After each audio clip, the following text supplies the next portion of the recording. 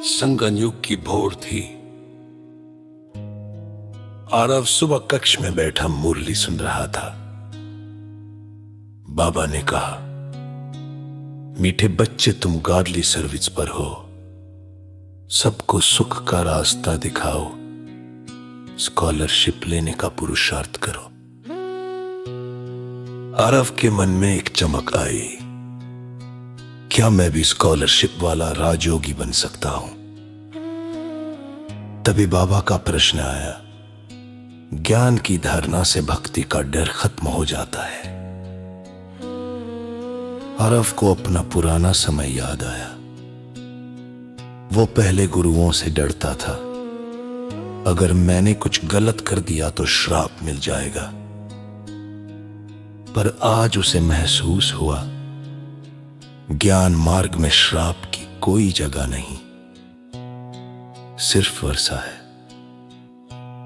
बाबा समझाते रहे, तुम आत्माएं परम धाम से आती हो, चिरार जन्मों का पाठ निभाती हो, अभी शूद्र से ब्राह्मण और ब्राह्मण से देवता बन रही हो। आरव की आंखें बंद हो गईं। उसने अपने 4 रूप देखे, परमधाम की ज्योति बिंदु आत्मा, सत्युग का देवता, द्वापर कलयुग का पूजनीय रूप, संगम युग का ब्राह्मण। बाबा की आवाज फिर आई, स्वदर्शन चक्रधारी बनो, हीरे जैसा बनो, गिरना छोड़ो। आरव को वो समय याद आया जब छोटी छोटी बातों में वो दुखी हो जाता था।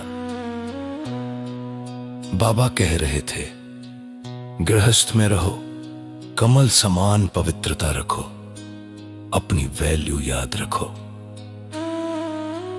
आरव के दिल में नई ताकत आई। उसे समझ आया, मैं हीरे जैसा हूं, धूल में गिरकर कौड़ी जैसा क्यों बनूं? फिर बाबा ने एक रहस्य बताया, माला अचानक नहीं बनती, बार बार टूटकर फिर स्ट्रिंग होती है, जैसे ब्राह्मण फ्लुक्चुएट होते हैं। आरव को अपने अप डाउन याद आए, कभी सुपर कभी लो, पर आज उसे क्लैरिटी मिल गई, स्थिरता ही स्वदर्शन चक्रधारी की नींव है।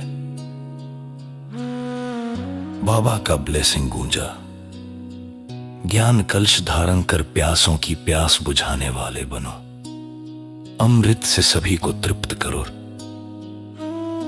आरव ने महसूस किया, अब सिर्फ खुद नहीं, उसे दूसरों को भी आत्मिक शांति देनी है। स्लुतून आया, अजस्त होने की कला लक्ष्य बनाओ।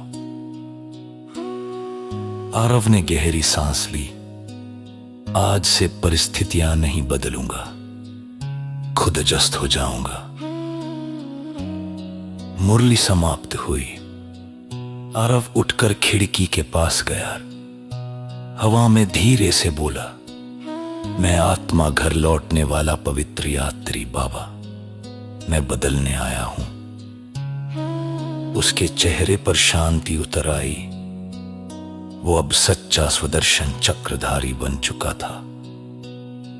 ओम शांति।